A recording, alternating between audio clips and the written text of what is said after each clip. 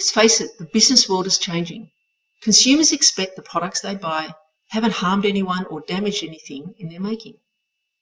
If you're not operating your business responsibly, then expect to be called out at some point by either your customer or the community at large. Hi, my name is Jane Stewart, and I'd like to tell you my story and how I've travelled the world for the last 20 years encouraging businesses to operate more responsibly. This will help you understand where I'm coming from. It all started in 1997 when I created an environmental education program with a cartoon character called Ollie and asked businesses and government to fund it. This small idea ended up turning into a global edutainment program that connected businesses around the world with millions of kids, teachers and parents and helped highlight our connection to the natural world. It was an exciting time as I travelled the world and presented Ollie to all sorts of people in all sorts of places.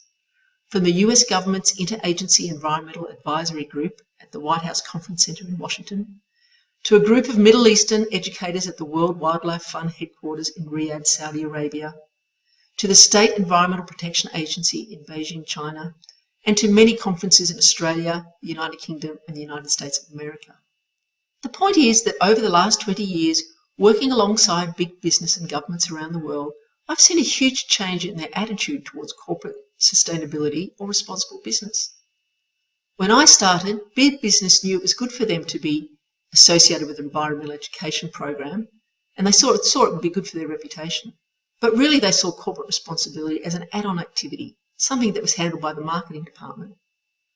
But over the years, as the business environment has changed and consumer expectations along with it, corporate responsibility has become a highly strategic activity. For some leading companies, it has even become a key strategy in gaining competitive advantage in the marketplace.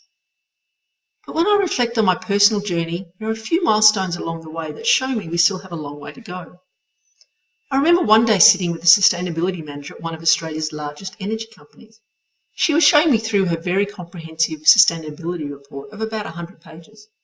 I complimented her on her achievement and asked her how she was going to engage her staff in her activity. She looked at me a little perplexed and answered, "I'll give them this report." Having educated people about issues of sustainability for many years, I knew that this highly technical report would be of no interest to most of her staff and that she was doomed to fail in her staff engagement efforts. Another time I was asked by the sustainability manager at one of Australia's leading car companies to give a talk to their staff on World Environment Day. Before my presentation, I was sat down and told about all the great activities they were undertaking, from lightweighting materials in the car, researching fuel efficiency, using recyclable materials, supporting local conservation projects, and lots more. So when I started my presentation, I thought it was only natural to discuss some of this activity with the staff so that I could tie it into the environmental themes of my talk. But when I asked a group of 50 or more staff what their company was doing to protect the environment, not one person could put up their hands and give me an answer. Even after some gentle coaxing, I could not get anyone to tell me with any confidence or understanding what their company was doing. The good news was that businesses were starting to take steps towards being more sustainable. But in reality, it seemed that really only one or two key people within the organisation really understood the vision or the activities that were being undertaken. The final story that made this realisation even clearer to me was when I was meeting with the sustainability manager at one of Australia's leading financial institutions.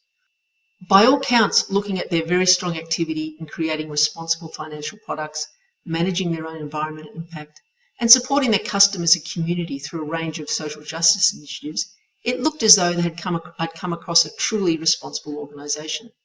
And I assumed that this would involve all staff. But when we were talking over coffee in more relaxed conditions, this manager quietly said to me, "I know that it looks like we have our act together on business sustainability, but to be perfectly honest, it's only me and two others that really get it."